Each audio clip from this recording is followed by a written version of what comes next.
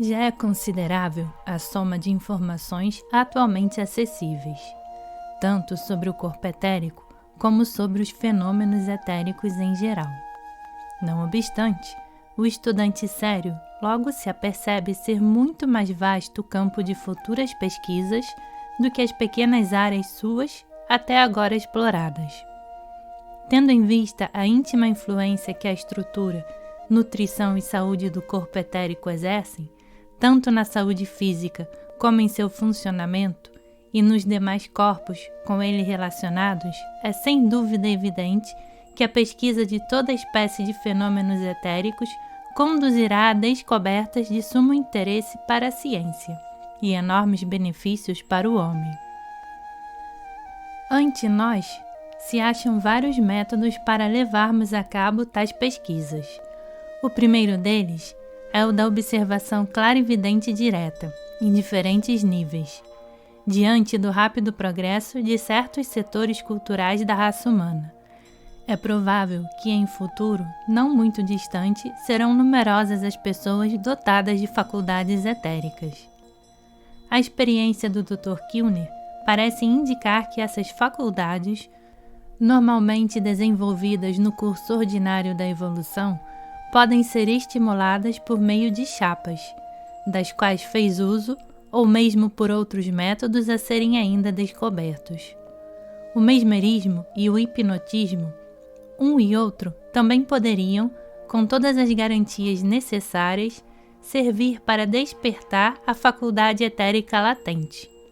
O emprego da fotografia poderá, futuramente, alcançar grande difusão e importância, pois os sais que entram na decomposição das placas são sensíveis a comprimentos de ondas e a intensidades luminosas que escapam à visão normal. Um outro método consiste no emprego de raios ultravioletas e é muito promissor. Para sua aplicação, foi recentemente inaugurado um laboratório em LEDs, graças à iniciativa e à providência de alguns membros da Sociedade Teosófica ali residentes. Os métodos adotados por Crawford poderiam muito bem ser novamente tentados por outros experimentadores e fornecer resultados complementares aos já maravilhosos obtidos por esse hábil investigador. Será conveniente a utilização de sessões espíritas para obtenção de fenômenos de materialização, tais como foram conseguidos pelo Barão von Notzing? A esse respeito, as opiniões naturalmente variam. Geralmente, é muito admitido que os fenômenos desse gênero podem, facilmente, apresentar para o médium um sério perigo, tanto sob o ponto de vista físico, como sob outros. Além disso, as materializações assim obtidas têm um caráter claramente repugnante. De outro lado, pode-se retrucar que, se os médiuns consentem em sacrificar-se pelo interesse da ciência, esta tem o direito de aceitar semelhantes sacrifícios.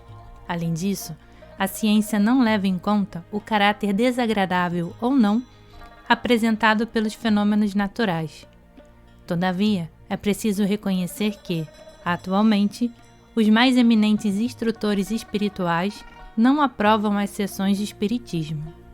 Ainda que seria possível replicar que, em épocas passadas, as virgens vestais, os adivinhos, os profetas e outros médiuns foram amparados e aprovados pelas altas autoridades. Portanto, a este respeito, não proporemos nenhuma conclusão dogmática. As possibilidades de curar por meio do conhecimento dos fenômenos etéricos parecem quase limitadas.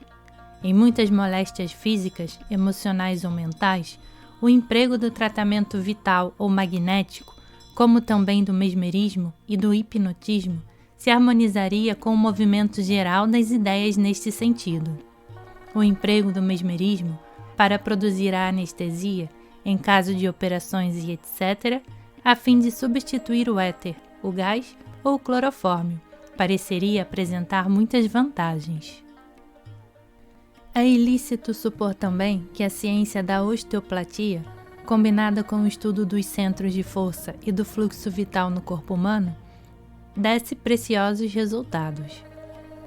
As notáveis descobertas do Dr. Abrams, que parece ter sido aceitas, pelo menos em parte, pelo corpo médico, afiguram-se capazes de conferir à humanidade atual, acumulada de males, benefícios quase incalculáveis, embora, como julgamos, não pareçam totalmente provados. Afigura-se-nos que os métodos empregados pelo sistema Abrams agem direta ou indiretamente sobre o corpo etérico e por meio dele. O recente restabelecimento de práticas curativas em diversas igrejas cristãs, a nosso ver, faz nascer grandes esperanças. Ora, é indubitável que esses métodos, não sendo de modo algum exclusivamente físicos, fazem, no entanto, até certo ponto, uso de matéria etérica. Não obstante, as possibilidades de utilizar nossos conhecimentos relativos aos fenômenos etéricos ultrapassam o que havemos resumidamente indicado. Com efeito, parece mais que provável que um fator importante e ainda quase desconhecido no tratamento das moléstias e na conservação da saúde deriva das propriedades etéricas dos medicamentos, das águas, dos gases, das emanações do solo e dos minerais, dos frutos, das flores e das árvores, independentemente de suas propriedades puramente físicas. Talvez um dia descubramos estações sanitárias, seja no interior das terras, seja à margem dos lagos e dos mares, cujas influências curativas dependam de suas propriedades etéricas. A atenção recentemente prestada a mais um amplo emprego do Sol tem estreita relação com o que sabemos a respeito da origem solar das emanações prânicas, sua difusão na atmosfera e sua absorção pelos seres vivos. Um conhecimento mais profundo dos fenômenos etéricos e vitais pode produzir uma alteração radical de atitude. Relativamente ao emprego, na medicina ou na alimentação, de substâncias que passaram pelos organismos animais ou dele derivam. É razoável supor que essas substâncias frágeis chamadas vitaminas devam suas propriedades benfazejas à saúde nelas, sob uma ou outra forma do prana, ou talvez ainda a qualidade da matéria etérica nelas contida. Se chegarmos a reconhecer que a vitalidade do corpo deriva, não dos alimentos, mas diretamente da atmosfera, o tratamento dietético das moléstias poderá sofrer uma total mudança. Ao mesmo tempo, veremos o jejum, um processo curador, ser empregado muito mais correntemente. As pessoas conhecedoras da literatura concernente ao jejum provavelmente sabem que muitos autores, tendo estudado esta interessante questão, já concluíram de suas observações que a relação entre a assimilação dos alimentos nutritivos e a aquisição da energia vital está muito longe de ser simples ou direta. Em geral, atualmente se admite que as curas pela eletricidade não produziram todos os resultados esperados. Um estudo mais completo dos fenômenos etéricos permitirá, sem dúvida, encontrarem-se melhores métodos de cura pela eletricidade. A associação da eletricidade e da matéria etérica, da qual é formado o duplo etérico, é um fenômeno que pode também encontrar precioso emprego. Não seria exagero afirmar que futuramente o corpo etérico, onde reside, por assim dizer, o princípio vital em seu aspecto físico, ocupará, neste assunto, um lugar igual ou maior do que o atualmente conferido ao corpo físico denso. A energia em conexão com o éter poderá, evidentemente, ser aplicada a diversos fins. É inútil insistir. Entretanto, o estudante de ocultismo se lembrará de uma advertência que lhes foi dada. Não será permitido ao homem libertar energias quase incalculáveis, latentes na matéria atômica, sem a certeza de que serão empregadas para servir à causa do bem, e não como meio de destruição. Infelizmente, foi esta última aplicação que orientou, no passado, muitas descobertas científicas. É também evidente que o descobrimento dos estados etéricos da matéria vai abrir novos horizontes, tanto a química como a física. Ela poderá mesmo prestar serviços na fabricação de todos os produtos alimentícios, de condutores e isoladores elétricos, tecidos para as roupas e muitas outras substâncias diariamente empregadas. Finalmente, não só pelo seu valor intrínseco, mas também como passo prévio a mais altos conhecimentos.